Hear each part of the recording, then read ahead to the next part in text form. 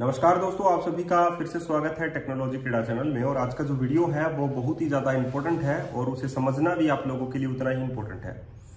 मेरी बात पूरी सुनिएगा और आप लोगों को अगर ये सही लगता है तो लाइक बटन जरूर प्रेस कीजिएगा, क्योंकि अगर आप लोगों को ये लगता है कि अभी तक आप लोगों ने विजुअल स्टूडियो की आईडीई में काम किया है 2022 या 2010 या 2013 इनमें काम किया है और अभी आप लोगों को लगने लग गया है कि विजुअल स्टूडियो कोड की जगह विजुअल स्टूडियो आईडीई की जगह कोड जो है वो अब आप लोगों को आगे काम में लेना पड़ेगा, तो इसमें कोई भी शक की बात नहीं है। 100% जो है आप लोगों को कंपनी में विजुअल स्टूडियो कोड देखने को मिलेगा विजुअल स्टूडियो आईडीई की वजह से। आईडीई के बजाय आप लोगों को विजुअल स्टूडियो कोड देखने को मिलेगा, क्योंकि वो लाइट वेट है और आप लोगों के हर एक एक्सटेंशन जो है उसमें बनाने बहुत ज्यादा आसान भी है। तो माइक्रोसॉफ्ट भी पूरा सपोर्ट जो है विजुअल स्टूडियो कोड को दे रहा है, तो एक बेस्ट नोटपैड की फॉर्म में आप लोग विजुअल स्टूडियो कोड को मान सकते हैं। और मैं ये कहूंगा कि आज से आप लोग इसमें काम करना स्टार्ट कर दीजिए।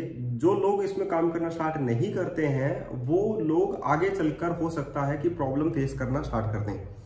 तो ये वीडियो आज उसी के ऊपर है कि विजुअल स्टूडियो के अंदर मैं विजुअल स्टूडियो कोड के अंदर न्यूगेट पैकेजेस कैसे यूज करते हैं, कैसे लॉन्च करते हैं, कैसे एपीआईज बनाते हैं, कैसे कमांड्स का यूज करते हैं, वो आज मैं आप लोगों को बताऊंगा।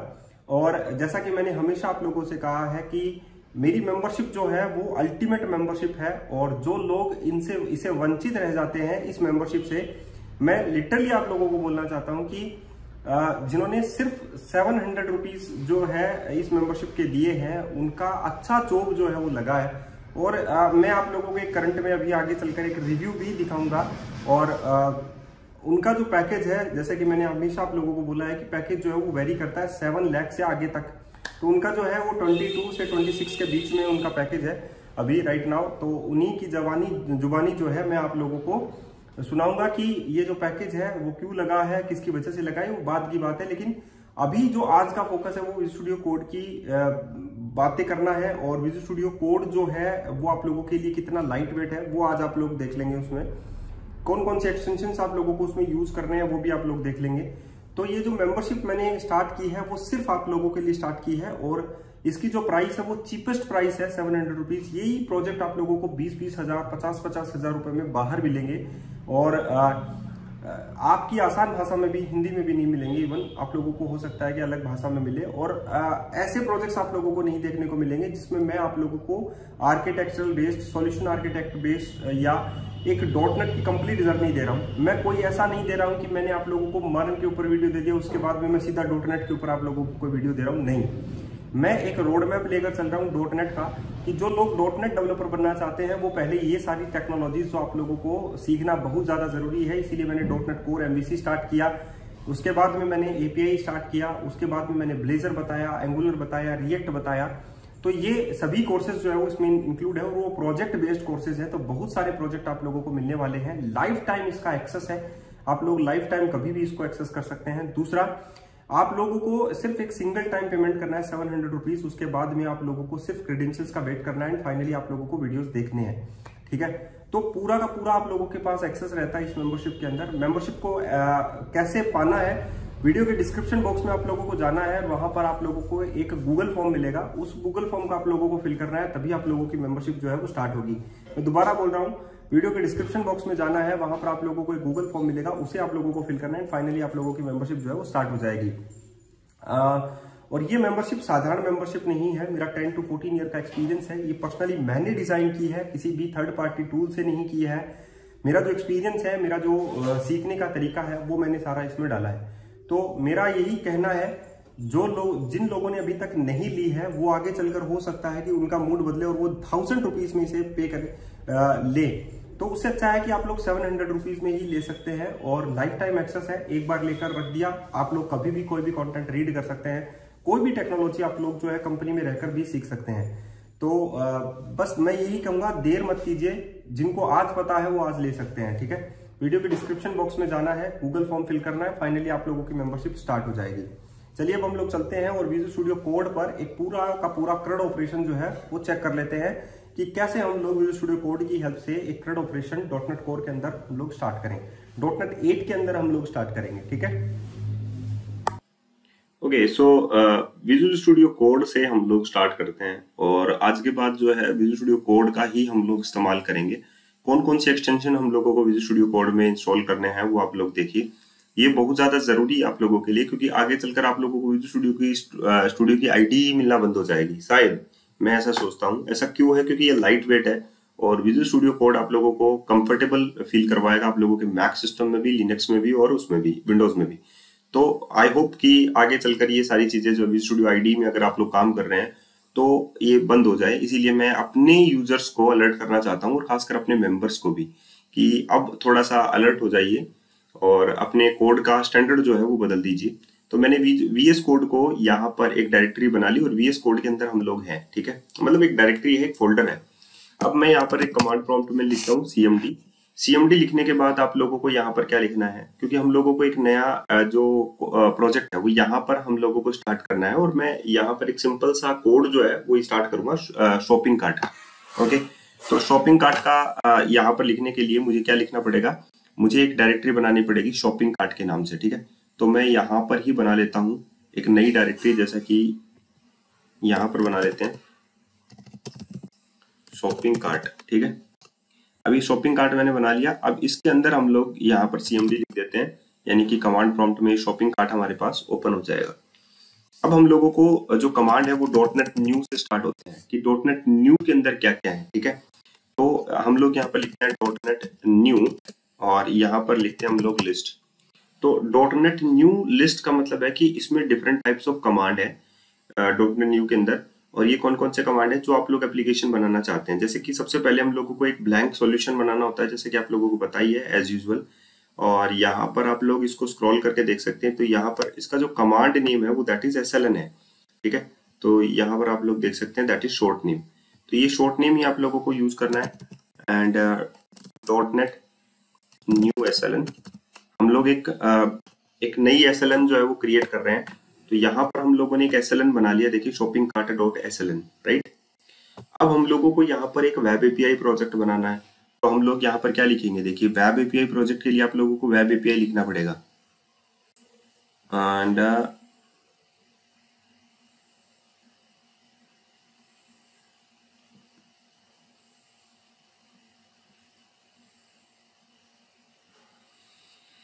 देखिए web API AOT web API, यहाँ पर है वेब एपीआई, ठीक है। तो वेब एपीआई आप लोगों को लिखना है डॉट नेट न्यू, नई बना रहे हैं आप लोग, तो यहाँ पर आप लोग लिखेंगे डॉट नेट न्यू। और सिंपल वेब एपीआई आप लोग बनाना चाहते हैं, उसका जो नाम है आप लोग यहाँ पर एपीआई रखना चाहते हैं, ठीक है। तो या शॉपिंग कार्ट डॉट एपीआई आप लोग रखना चाहते हैं, तो भी वट आप लोग रखें।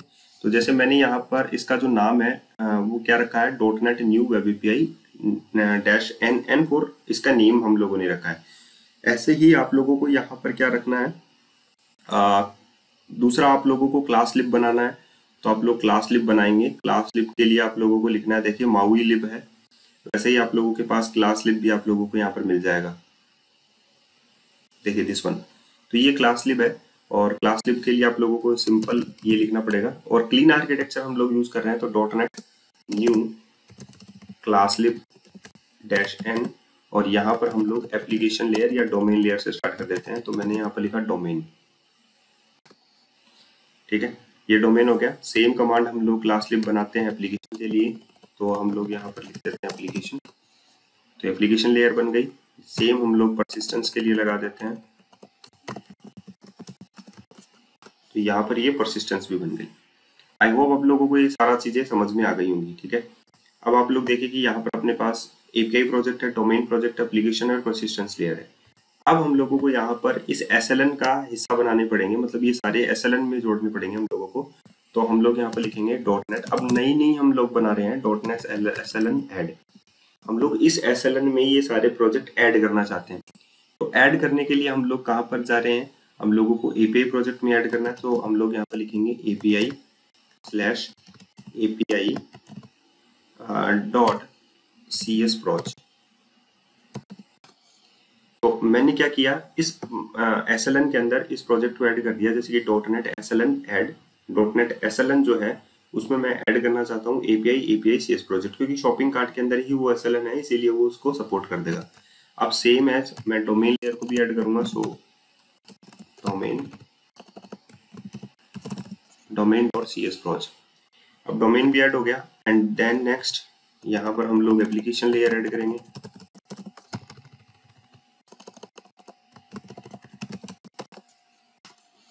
तो ये एप्लीकेशन लेयर भी ऐड हो गया एंड देन लास्ट में परसिस्टेंस लेयर।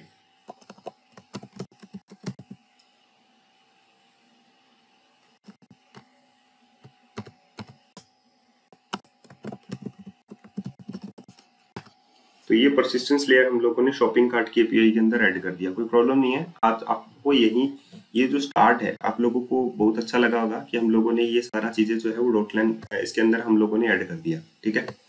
अब अगर आप लोग इस एसएलएन को ओपन करेंगे विजुअल स्टूडियो के अंदर तो आप लोगों का डेफिनेटली ये सारे के सारे जो प्रोजेक्ट्स हैं, ये 4 प्रोजेक्ट मैंने एसएलएन पे क्लिक किया है तो ये 4 के 4 प्रोजेक्ट आप लोगों के सॉल्यूशन में दिखेंगे, API, application, domain and persistence layer.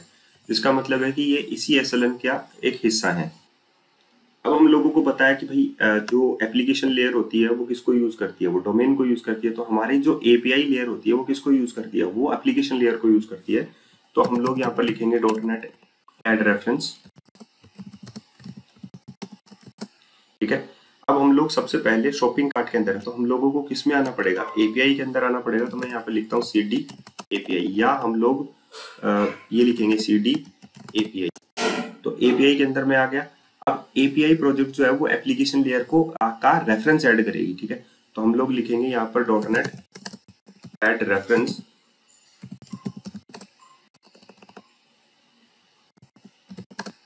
.NET add reference dot dot, और ये एप्लीकेशन लेयर का करेगी। तो यहाँ पर हम लोग लिखेंगे एप्लीकेशन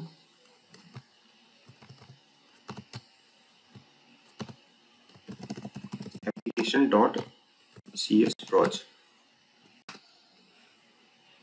तो यहाँ पर देखिए references added to the project.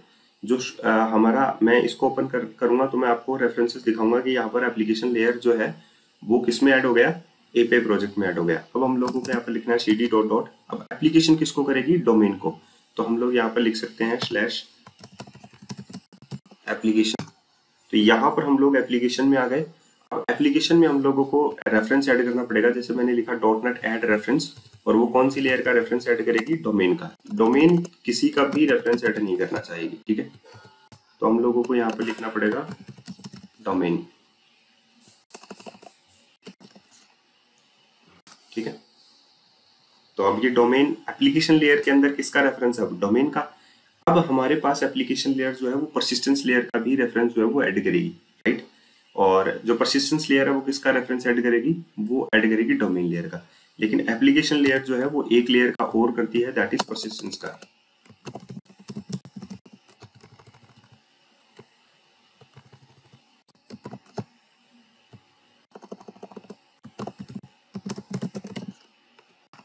अब हम लोगों ने यहाँ पर एक और ऐड कर दिया, परसिस्टेंस लेयर को भी एप्लीकेशन लेयर के अंदर। अब हमारे प्रेजेंटेशन यानी परसिस्टेंस लेयर के अंदर हम लोगों को आना है। तो हम लोग लिखेंगे फिर से CD डॉट डॉट परसिस्टेंस।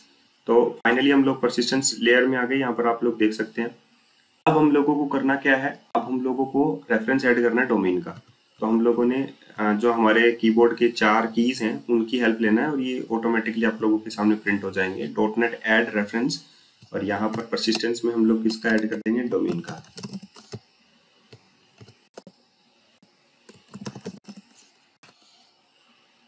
ठीक है।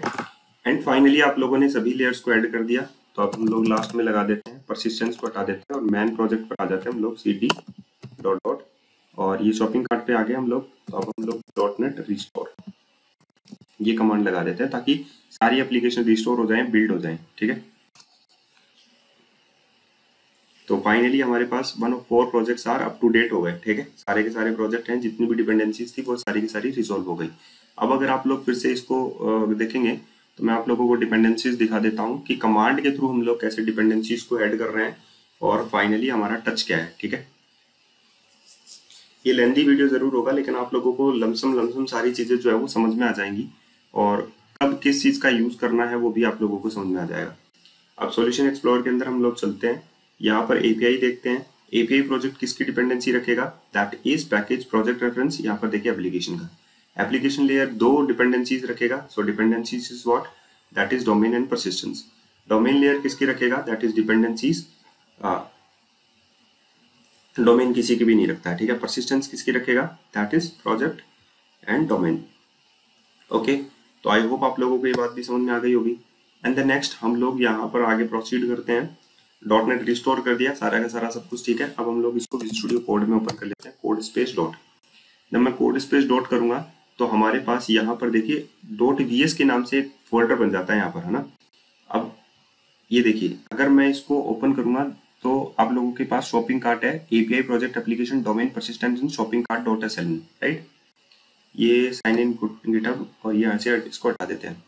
अब देखिए यहाँ पर प्रोजेक्ट इवैल्यूएशन है और शॉपिंग कार्ट है, तो हम लोगों को क्या यूज करना है, जो हमारे पास शॉर्टकट कीज हैं उनका यूज करना और कमांड पैलेट जो है वो यूज करना है। कमांड पैलेट के लिए आप लोगों को यहाँ पर कंट्रोल शिफ्ट पी यूज करना है, कंट्रोल शिफ्ट पी, ठीक है। और अब आप लोग लिखिए जनरेट। तो जनरेट के अंदर आप लोग यहाँ पर देखिए generate assets for build and debug, ताकि आप लोगों की एप्लीकेशन बिल्ड हो सके और डिबग हो सके। तो मैंने ये क्लिक कर दिया। तो जैसे ही आप लोग ये क्लिक करेंगे तो आपके पास वीएस की जगह आप लोगों के पास क्या कोड हो जाएगा, वीएस कोड, दिस वन। अब देखिए आप लोगों के पास लॉन्च डॉट जेसन फाइल हो गई और टास्क डॉट जेसन फाइल भी आप लोगों के पास हो गई। अब मेरे को ये डॉट वीएस जो है वो मुझे शो ही नहीं करना है इस फोल्डर में, तो मैं सेटिंग्स में जाऊंगा, कंट्रोल कोमा।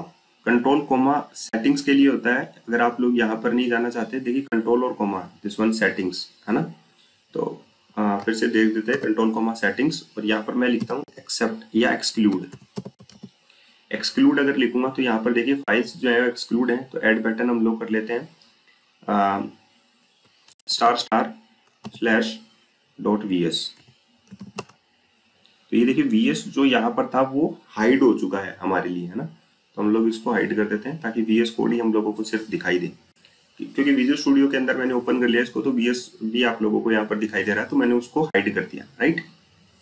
अब आप लोगों को करना क्या है, द नेक्स्ट स्टेप आप लोगों को यूज करना है, और वो नेक्स्ट स्टेप क्या है आप लोगों के लिए कि आप लोगों को कुछ एक्सटेंशंस इंस्टॉल करने पड़ेंगे। और वो एक्सटेंशन कौन कौन से हैं तो मैं आप लोगों को दिखा देता हूँ। मेरी एक्सटेंशंस कौन कौन से हैं वो मस्ट है, आप लोग ये इंस्टॉल कर लीजिए, आप लोगों को जरूरत पड़ेगी, ठीक है। तो सबसे पहला एक्सटेंशंस की बात करते हैं हम लोग। पहला है सीक्वल लाइट। ये सीक्वल लाइट है, लाइट वेट है, तो आप लोग इंस्टॉल कीजिए ताकि आप लोगों के पास सीक्वल लाइट का एक्सप्लोरर भी आप लोगों के पास आ जाए।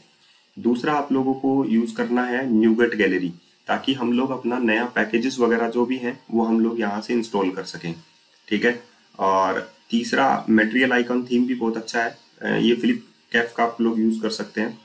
एंड द नेक्स्ट वन आप लोग यूज करें C sharp extensions, this one बहुत ज्यादा इंपॉर्टेंट है, आप लोगों के लिए डायरेक्ट फाइल बनाने का काम करेगा। सी शार्प डेव किट कर सकते हैं, सी शार्प कर सकते हैं, ठीक है, क्योंकि सी शार्प में हम लोग काम कर रहे हैं। एंड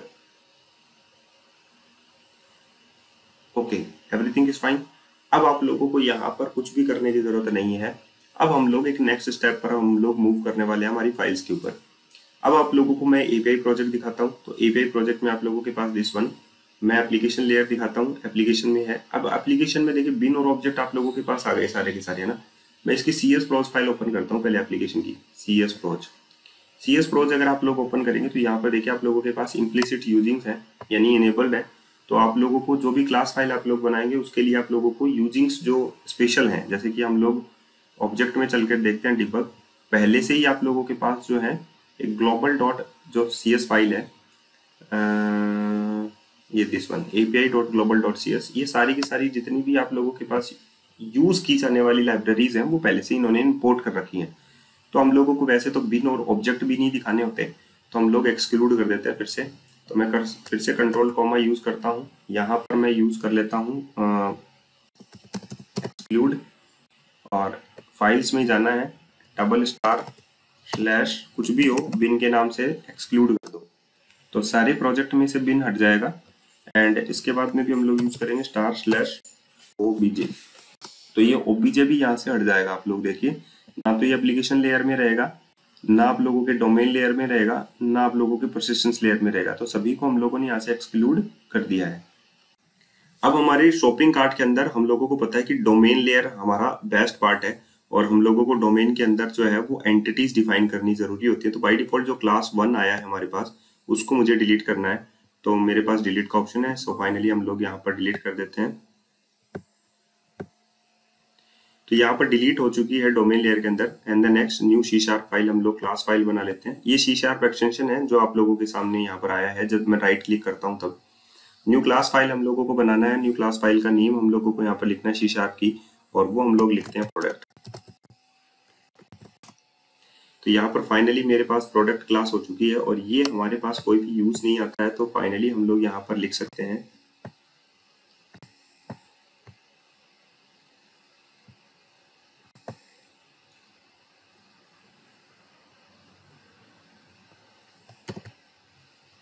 कंट्रोल डॉट कीजिए। जब इसको सेलेक्ट कर लें आप लोग, उसके बाद में आप लोग कंट्रोल डॉट कीजिए और रिमूव अननेसेसरी यूजिंग्स, पहले तो ये हटा दीजिए क्योंकि जरूरत ही नहीं है तो हम लोग इनका यूज क्यों करें।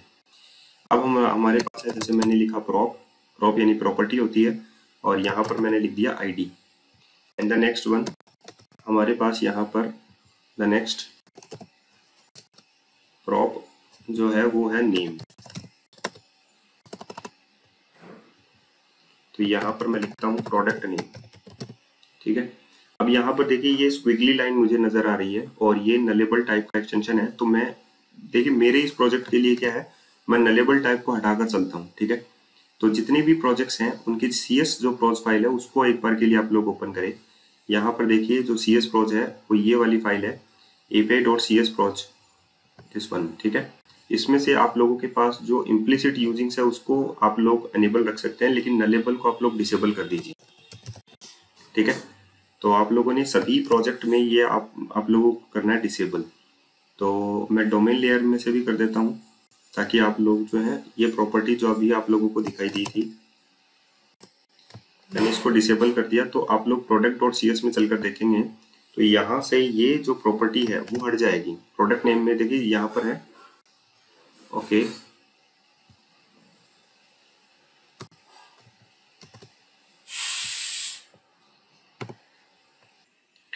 अब आप लोग यहाँ पर, अच्छा ये क्या हो गया, इम्प्लिसिट यूजिंग्स में आप लोगों के पास, मैं इसको अनेबल कर देता हूँ और ये होगा डिसेबल्ड, ठीक है, सॉरी डिसेबल।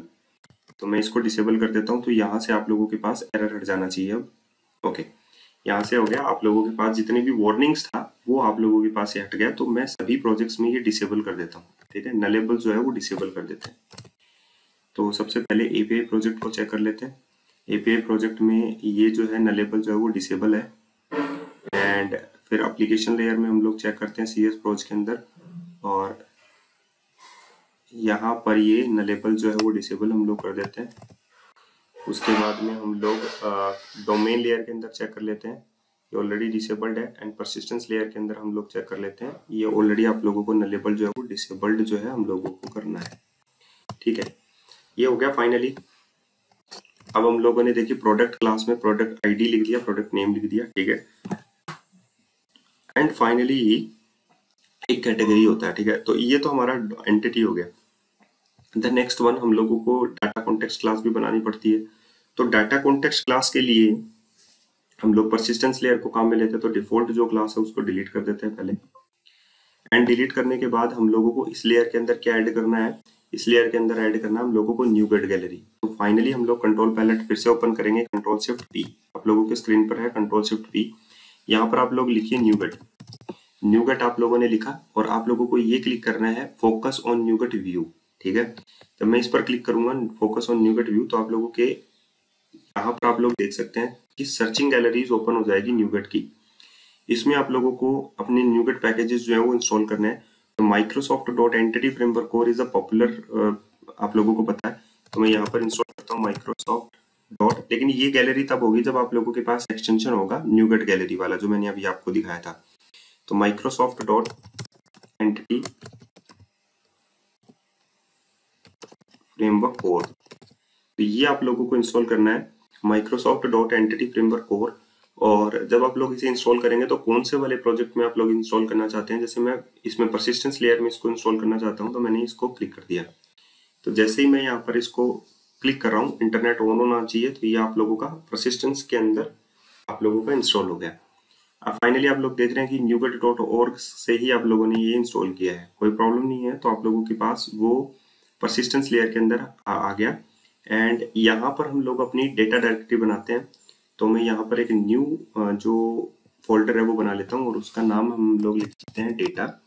एंड इसके अंदर हम लोग एप्लीकेशन डीबी कॉन्टेक्स्ट बनाएंगे, न्यू C# क्लास फाइल, और उसका नाम हम लोग लिख देंगे application dB context dot CS file. अब इसको हम लोग डीबी कॉन्टेक्स्ट से करेंगे इनहेरिट, ठीक है, डीबी कॉन्टेक्स्ट। और डीबी कॉन्टेक्स्ट आप लोगों को पता है कि एंटिटी फ्रेमवर्क कोर में है, तो ये पैकेज जो है ऑलरेडी यहाँ पर आ गया। तो या आई होप आप लोगों को इतनी बात भी समझ में आ गई होगी। मैं यहाँ पर लिखता हूँ CTOR। तो यहाँ पर अब एप्लीकेशन डीबी कॉन्टेक्स्ट है, अब हम लोगों को यहाँ पर लिखना है डीबी कॉन्टेक्स्ट ऑप्शन, और इस ऑप्शंस में हम लोगों को यहाँ पर यूज करना है application dB context and options colon base class of options, ठीक है। तो ये हमारे पास आ गया। अब हम लोगों ने यहाँ पर प्रोडक्ट क्लास को ऐड करना है, सो मैं लिखता हूँ prop, और यहाँ पर हम लोग लिख लेते हैं DB set, और यहाँ पर मैं लिखता हूँ दैट इज प्रोडक्ट, और यहाँ पर हम लोग लिखते हैं प्रोडक्ट्स, ठीक है। तो ये हमारे पास आ गया प्रोडक्ट्स में। तो हम लोगों को पता है कि भाई हमारे पास प्रोडक्ट आ गया है, और एप्लीकेशन डीबी कॉन्टेक्स्ट को हम लोगों को कहाँ पर रजिस्टर करना है, हम लोगों को रजिस्टर करना है API प्रोजेक्ट के अंदर। तो API प्रोजेक्ट के अंदर हमारे पास program.cs है, उसको मैं ओपन कर लेता हूँ, और यहाँ पर मैं अब अपना जो है सी यूज करता हूँ। अब मुझे यहाँ पर भी SQL सर्वर की जरूरत पड़ेगी, क्योंकि SQL सर्वर जो है वो देखिए यहाँ पर अगर एक चीज दिखाते हैं पहले, बिल्डर डॉट, मैंने यहाँ पर लिखा services dot add DB context, लेकिन यहाँ पर आप लोगों के पास एड डीबी कॉन्टेक्स्ट नहीं आ रहा है, डीबी नहीं, एड डीबी कॉन्टेक्स्ट आ रहा है, और हम लोग इन लोगों ने यहाँ पर लिख दिया एप्लीकेशन, सॉरी हाँ सही है, एप्लीकेशन डीबी कॉन्टेक्स्ट, राइट। यहाँ से हम लोग लेते हैं options and options dot use SQL server.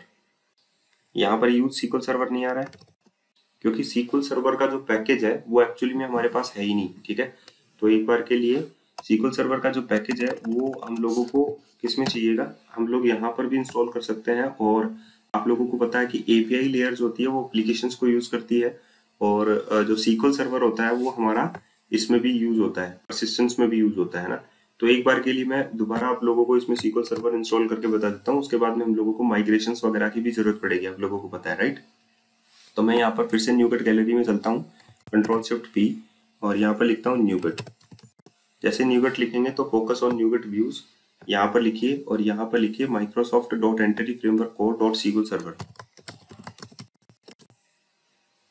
एक चीज और, आप लोग जैसे ही लिखेंगे Microsoft entity framework core dot SQL server, तो आप लोग इसमें से पर्टिकुलर SQL सर्वर यूज कर सकते हैं, Microsoft dot entity framework core dot SQL server. ये देखिए आप लोगों के पास जो है लेटेस्ट स्टेबल जो है आप लोगों के पास दिखाई दे रहा है, और यहाँ पर जो वर्जन्स हैं वो यहाँ पर है, तो जो अप्रोप्रिएट वर्जन हो वही आप लोग इंस्टॉल कीजिए। मैं लेटेस्ट इंस्टॉल कर रहा हूँ, तो API प्रोजेक्ट मुझे इंस्टॉल करना है, सो मैं यहाँ पर ऐसे इंस्टॉल इसको कर लूंगा,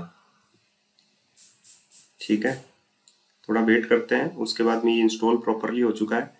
एंड फाइनली अब हम लोगों को मान लीजिए कि इसको लॉन्च करना है, तो इसकी जो लॉन्च फाइल होती है, जैसे कि प्रॉपर्टीज में हम लोग चलते हैं, और यहाँ पर है लॉन्च सेटिंग्स डॉट जेसन। अब लॉन्च सेटिंग्स डॉट जेसन में देखिए हमारे पास जो यूज वाली फाइलें हैं वो हम लोग यूज करेंगे, अदरवाइज बाकी की चीजें हम लोग यहाँ से हटा देंगे। जैसे आई सेटिंग्स हमारे कोई काम की नहीं है, राइट नाउ हमारे कोई काम की नहीं है, ठीक है, तो इसको हम लोग यहाँ से हटा देंगे। प्रोफाइल्स में सिर्फ ये HTTP वाली रखते हैं बाकी, और इसका भी हम लोग पोर्ट चेंज कर देंगे। जैसे इसका पोर्ट हम लोग 5000 पर कर देते हैं। स्वैगर की लॉन्चिंग URL स्वैगर जो है वो हम लोगों को यहाँ पर नहीं चाहिए एक बार के लिए, और लॉन्च ब्राउजर में डायरेक्ट ब्राउजर पर नहीं खुलनी चाहिए, तो मैं इसको फॉल्स कर देता हूँ। ओके, एंड ये हो गया, ये हो गया। यहाँ पर मैं इसको भी कट कर देता हूँ, ठीक है।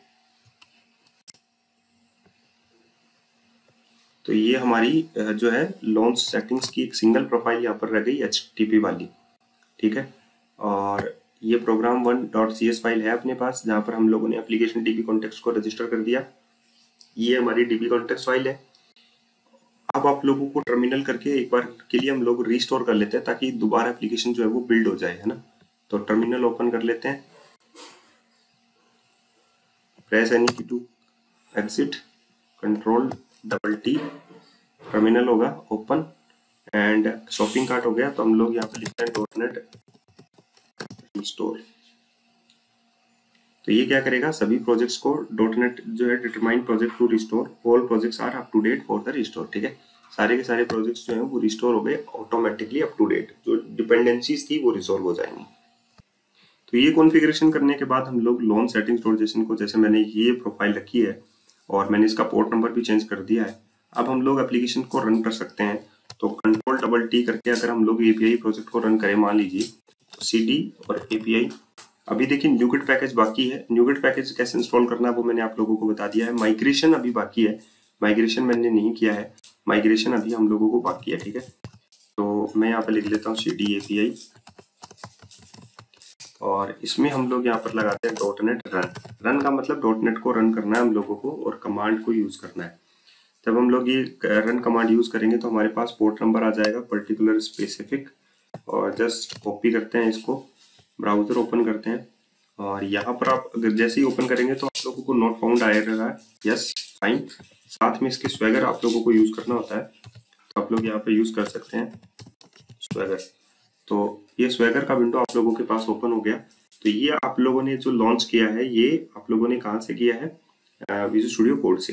ठीक है, और ये सारा का सारा काम कौन करता है आप लोगों का, आप लोगों को पता है VS code launch.json this one आप लोगों का, और आप लोग देख सकते हैं task.json, ये ऑटोमेटिकली बिल्ड हो जाती है और ये सारी फाइलें आप लोग अपना सीख सकते हैं। वैसे तो मैंने बताई हुई है कि इसमें कौन सा रोल जो है वो प्ले करता है, मैनुअली करके मैंने बताई थी लास्ट टाइम में, लेकिन आज मैं पूरा वीडियो जो है वो इसके थ्रू बता रहा हूँ ताकि आप लोग जो है पोस्ट करना वगैरह वगैरह, या सॉरी इसका जो CRUD ऑपरेशंस है अगर वो प्राइमरीली इससे सीख जाते हैं तो आप लोगों के लिए बहुत अच्छा इसमें रहेगा। ठीक है, अब हम लोगों को यहाँ पर जो नेक्स्ट स्टेप है वो ये है कि हम लोगों को SQL सर्वर यूज करना है। ठीक है, तो अभी मैंने SQL सर्वर यूज किया है, तो हम लोग यहाँ पर चलते हैं हमारी program.cs फाइल के अंदर। अब मैं यहाँ पर यूज करता हूँ opt, और यहाँ पर यूज कर लेते हैं opt.use SQL सर्वर आ गया। अब हम लोगों को यहाँ पर यूज करना है builder.configuration.get connection string। अब गेट कनेक्शन स्ट्रिंग में हम लोगों को एक मेथड होता है जिसमें हम लोग अपना डेटाबेस का नाम उठाते हैं, जो कॉन्फ़िगरेशन होती है कनेक्शन स्ट्रिंग उसको उठाते हैं। तो हम लोग यहाँ पर रखते हैं डिफॉल्ट कनेक्शन, ये हमारा डिफॉल्ट नेम हो गया। ठीक है, तो इसको हम लोग सेपरेट कर देते हैं लाइन में। ओके, ये हो गया। अब हम लोगों को app settings dot development dot JSON में चलना है और यहाँ पर हम लोग अपना कनेक्शन स्ट्रिंग यूज करेंगे। सो यहाँ पर लिखेंगे कनेक्शन स्ट्रिंग्स, और कनेक्शन स्ट्रिंग्स में अपने पास जो नेम है वो है डिफॉल्ट कनेक्शन, और इसमें हम लोग SQLite यूज कर रहे हैं। तो यहाँ पर देखिए आप लोगों ने यूज SQL सर्वर किया है, राइट। तो SQL सर्वर का आप लोगों को यहाँ पर कॉन्फ़िगरेशन लिखना पड़ेगा। अगर आप लोगों को SQLite यूज करना था तो SQLite यूज करना है। ठीक है, अब आप लोगों के पास फिर से मैं न्यूगेट गैलरी में चलूंगा। ठीक है, और यहाँ पर फिर से मैं Ctrl+Shift+P यूज करूंगा, न्यूगेट व्यूज यूज करूंगा। अब आप लोगों के पास देखिए यहाँ पर जो ऑलरेडी इंस्टॉल्ड है, ठीक है, जैसे कि आप लोगों के पास API प्रोजेक्ट है उसमें 8.0 इंस्टॉल्ड है, तो आप लोग इसे माइनस भी कर सकते हैं कि भाई मेरे को ये प्रोजेक्ट API प्रोजेक्ट के अंदर जो SQL सर्वर मैंने यूज किया वो नहीं चाहिए। ठीक है, तो ये नहीं होगा आप लोगों के पास, एंड मुझे यहाँ पर ये SQLite यूज करना है, तो मैं यहाँ पर लिखूंगा SQLite। तो SQLite के लिए आप लोग कौन सा यूज करेंगे, आप लोग यूज करेंगे माइक्रोसॉफ्ट डॉट एंटिटी फ्रेमवर्क और SQLite। आप लोगों को कोर वाला यूज नहीं करना है, SQLite ही यूज करना है। सो API प्रोजेक्ट में हम लोग SQLite यूज कर लेते हैं, ऐड कर लेते हैं। तो यहाँ पर आप लोगों के पास API.cs प्रोजेक्ट के अंदर आप लोगों का SQLite जो है वो ऐड हो चुका है। अब हम लोग यहाँ पर जो SQL सर्वर यूज कर रहे हैं program.cs के अंदर वो एरर दे देगा। यहाँ पर हम लोगों को यूज करना है .use SQLite। ठीक है, ये आप लोगों को यूज करना है। डिफॉल्ट कनेक्शन वही रहेगा, कोई भी चेंजेस नहीं है, एंड डेवलपमेंट सेटिंग्स में डिफॉल्ट है। और यहाँ पर हम लोग लिखेंगे डेटा सोर्स। डेटा सोर्स आप लोगों का क्या रहेगा, हम लोग अपनी फाइल का नाम शॉपिंग कार्ट रख रहे हैं तो shopping cart dot db, db is the file name. सिर्फ डेटा सोर्स लिखना है कि डेटा का सोर्स क्या होगा, that is shopping cart dot db। Okay, तो आप लोगों ने ये कर लिया। एंड देन नेक्स्ट आप लोगों का यहाँ पर बच जाता है कि माइग्रेशन हम लोगों को करना है, और माइग्रेशन करने के लिए हम लोगों को एक टूल्स पैकेज की जरूरत होती है। तो सबसे पहले आप लोगों को यहाँ पर कमांड यूज करना है, ठीक है। अब हम लोगों को डबल टी प्रेस करना है, यानी कि टर्मिनल ओपन करना है, और इसमें हम लोगों को क्या करना है, डॉटनेट टूल जो है माइग्रेशन के लिए यूज करना है। तो मैं यहाँ पर यूज करूंगा डॉटनेट टूल, ठीक है, और लिस्ट -g। तो ये करने के बाद में आप लोगों के पास यहाँ पर डॉटनेट टूल जो है वो अवेलेबल दिखा देगा कि यहाँ पर डॉटनेट जो है EF आप लोगों के पास अवेलेबल है, ठीक है। अगर आप लोगों को इंस्टॉल करना है डॉटनेट टूल तो आप लोग यहाँ पर ये यूज कर सकते हैं। अपडेट करना है तो आप लोग ये यूज कर सकते हैं, जैसे कि डॉटनेट मैंने लिखा टूल इंस्टॉल, उसके बाद में आप लोग लिखेंगे global hyphen global dot net EF dash dash version जो है राइट नाउ अपना जो चल रहा है वो 8.0.10 चल रहा है। तो हम लोग यहाँ पर ये लिखेंगे, ठीक है। तो ये कमांड आप लोगों को इस डॉटनेट टूल को इंस्टॉल करने के लिए अप्लाई करना पड़ेगा। उसके बाद में हम लोगों को करना क्या है, हम लोगों को अपने माइग्रेशन पर अप्लाई करना है। तो हम लोगों को यहाँ पर लिखना है डॉटनेट EF माइग्रेशंस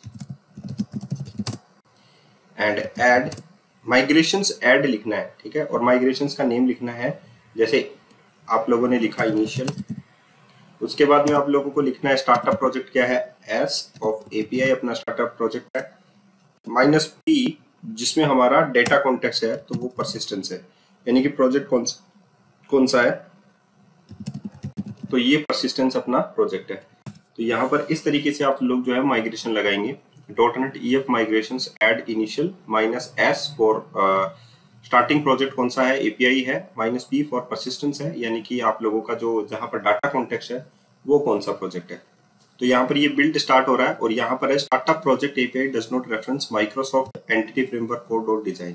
तो हम लोग क्या काम करेंगे, वही न्यूगेट हम लोगों को यूज करना है पैलेट के ऊपर, Ctrl+Shift+P, और उसके बाद में आप लोग लिखे NuGet focus on NuGet views, and finally यहाँ पर आप लोग सर्च कर सकते हैं ये वाला माइक्रोसॉफ्ट एंटिटी फ्रेमवर्क कोड, और यहाँ पर आप लोगों के पास है Microsoft extension Microsoft entity framework code dot design.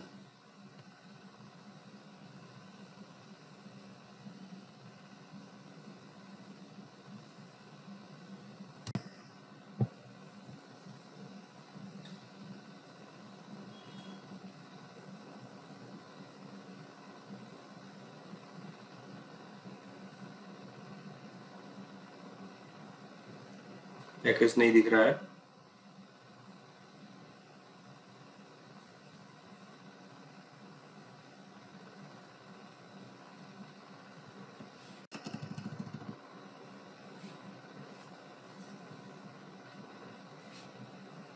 This one, ये आपके पास पैकेज है Microsoft entity framework code dot design, और इसका भी 8.0.10 ही है। और हम लोगों को स्टार्टिंग प्रोजेक्ट जो है हम लोग API प्रोजेक्ट ले रहे हैं, तो हम लोगों को API प्रोजेक्ट में ये ऐड करना पड़ेगा। ऐड करने के बाद हम लोग दोबारा से माइग्रेशंस यूज कर सकते हैं, और वही हम लोगों को यूज करना है dot net EF migrations add initial, ठीक है। तो हम लोग टर्मिनल में चलते हैं और हमारा माइग्रेशन फिर से लगाते हैं। अब हमारे पास जब हम लोग माइग्रेशंस यूज कर लेंगे तो हमारे पास यहाँ पर जो टेबल्स हैं उनके लिए हमारे पास एक क्लास जो वो बन जाएगी। तो API प्रोजेक्ट में सॉरी परसिस्टेंस लेयर जो है हमारी, अब हम लोग उसमें देख सकते हैं कि हमारे पास माइग्रेशंस के नाम से एक डायरेक्टरी जो है वो बन चुकी है, राइट। तो यहाँ पर हमारे पास देखिए इनिशियल्स जो है initial.cs, इसको आप लोग देखेंगे तो वही दो मेथड आप लोगों को मिलेंगे, that is update migration up और डाउन, ठीक है। अब माइग्रेशन बिल्डर जो है वो रिक्वायर्ड करता है कि उसे क्या चाहिए, दैट इज कि SQL server could not be found migration builder, right. तो माइग्रेशन बिल्डर जो है यहाँ पर जो पैकेज है, जैसे कि मैंने आप लोगों को बोला कि एंटिटी फ्रेमवर्क कोर का पैकेज भी इसको चाहिए है, इसको परसिस्टेंस लेयर को। तो एक बार के लिए आप लोग क्या करेंगे, यहाँ पर डॉटनेट वॉच या डॉटनेट रिस्टोर जो है आप लोग यूज कर सकते हैं।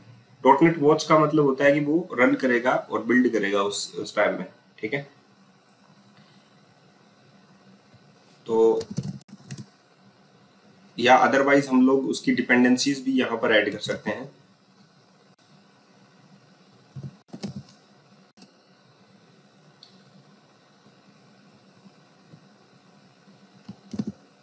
ठीक है।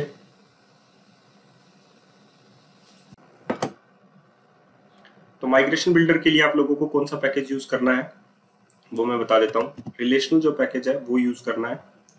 Control shift P, NuGet from NuGet focus on this one dot relational, यहाँ पर आप लोगों के पास मिल जाएगा दिस वन। और आप लोगों को परसिस्टेंस लेयर में ये ऐड करना है। करंट वर्जन है 8.0.10 और फाइनली आप लोगों का जो एरर है वो रिमूव हो जाएगा, ये देखिए। ठीक है, अब आप लोगों को यहाँ पर क्या करना है, ये हो गया आप लोगों के पास माइग्रेशन सक्सेसफुली डन हो चुका है। अपडेट डाटाबेस करने के लिए आप लोग कमांड का भी यूज कर सकते हैं, या मैं जो आप लोगों को सीडिंग का बताऊंगा नेक्स्ट में वो भी आप लोग यूज कर सकते हैं। तो इस तरीके से आप लोग काम करेंगे इसमें। ठीक है, आप लोगों के लिए बेहतर जो है वो आप लोगों को बनाएगा, ये कोड को बेहतर बनाने का प्रयास करेगा। तो आज के लिए इतना ही, फिर मिलेंगे नए वीडियो के साथ। धन्यवाद।